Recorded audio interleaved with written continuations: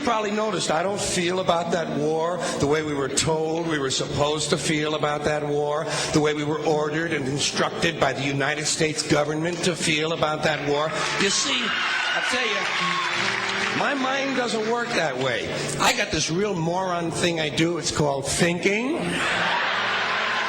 And I'm not a very good American because I like to form my own opinions. I don't just roll over when I'm told to. Sad to say, most Americans just roll over on command. Not me. I have certain rules I live by. My first rule, I don't believe anything the government tells me. Nothing. Zero. Nope.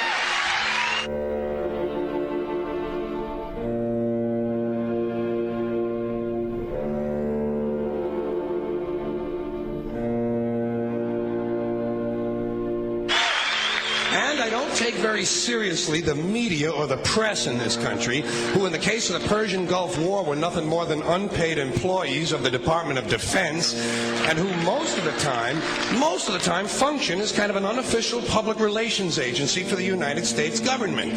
So I don't listen to them. I don't really believe in my country. And I gotta tell you folks, I don't get all choked up about yellow ribbons and American flags. Now, to balance the scale, I'd like to talk about some things that bring us together. Things that point out our similarities instead of our differences. Because that's all you ever hear about in this country is our differences. That's all the media and the politicians are ever talking about, the things that separate us, things that make us different from one another.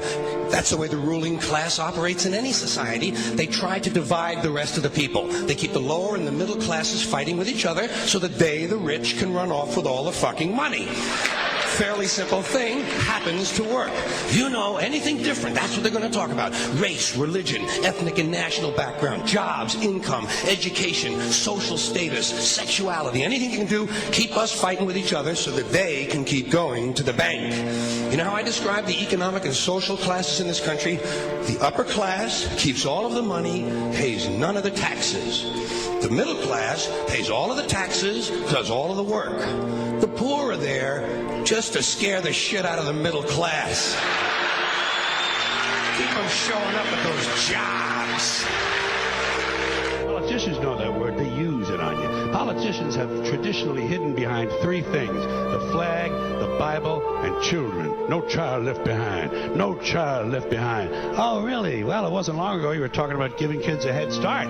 Head start, left behind. Someone's losing fucking ground here. But there's a reason. There's a reason. There's a reason for this. There's a reason education sucks, and it's the same reason that it will never, ever, ever be fixed. It's never going to get any better. Don't look for it. Be happy with what you got. Because the owners of this country don't want that. I'm talking about the real owners now. The big, the wealthy, the real owners, the big wealthy business interests that control things and make all the important decisions. Forget the politicians. They're irrelevant. The politicians are put there to give you the idea that you have freedom of choice. You don't. You have no choice. You have owners. They own you. They own everything. They own all the important land. They own and control the corporations. They've long since bought and paid for the Senate, the Congress, the state houses, the city halls. They got the judges in their back pockets, and they own all the big media news, all the big media companies. So they control just about all of the news and information you get to hear. They got you by the balls. They spend billions of dollars every year lobbying to get what they want. Well, we know what they want. They want more for themselves and less for everybody else. But I'll tell you what they don't want. They don't want a population of citizens capable of critical thinking. They don't want well-informed, well-educated people capable of critical thinking. They're not interested in that. That doesn't help them. That's against their interest. That's right. You know something? They don't want people who are smart enough to sit around the kitchen table and figure out how badly they're getting fucked by a system that threw them overboard 30 fucking years ago. They don't want that. You know what they want? They want obedient workers. Obedient workers. People who are just smart enough to run the machines and do the paperwork and just dumb enough to passively accept all these increasingly shittier jobs with the lower pay, the longer hours, the reduced benefits, the end of overtime, and the vanishing pension that disappears the minute you go to collect it. And now they're coming for your Social Security money. They want your fucking retirement money. They want it back so they can give it to their criminal friends on Wall Street. And you know something? They'll get it. They'll get it all from you sooner or later because they own this fucking place. It's a big club, and you ain't in it. You and I are not in the big club.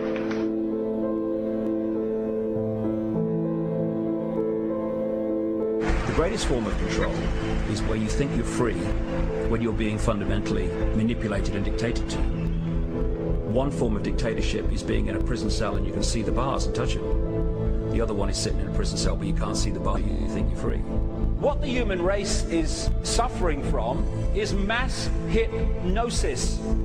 We are being hypnotized by people like this. Newsreaders, politicians, teachers, lecturers. We are in a country and in a world that is being run by unbelievably sick people. The chasm between what we're told is going on and what is really going on is absolutely enormous. The greatest hypnotist on planet Earth is a oblong box in the corner of the room. It is constantly telling us what to believe is real. Historically, the control and manipulation of political opinion has been the Freemasons' main weapon in gaining control of countries and states. Once in control of the rulers and politicians of a country, laws and political structures could be changed in accordance with their agenda.